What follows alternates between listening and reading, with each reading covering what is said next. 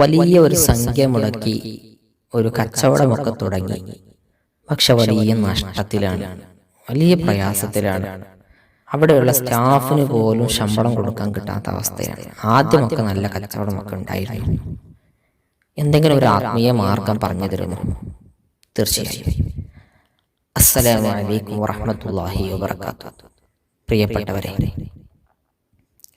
കച്ചവടം വർദ്ധിക്കാൻ നമ്മുടെ കടയിലേക്ക് ആരും കയറുന്നില്ല, കച്ചവടം നടക്കുന്നില്ല.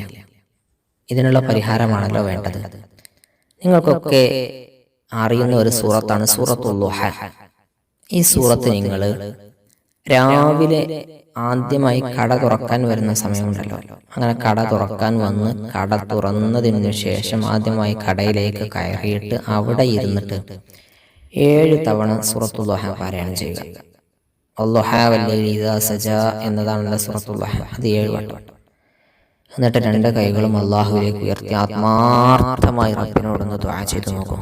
ഇൻഷാ അല്ലാഹ് കച്ചവടം കൂടാൻ, അള്ളാഹു ദുആ സ്വീകരിച്ചാൽ കച്ചവടം കൂടാൻ അത് വലിയ കാരണമാകും. അള്ളാഹു നമ്മുടെ ബിസിനസ്സിലും കച്ചവടത്തിലൊക്കെ വലിയ ബർക്കത്ത് ചെയ്യട്ടെ. അസ്സലാമു അലൈക്കും.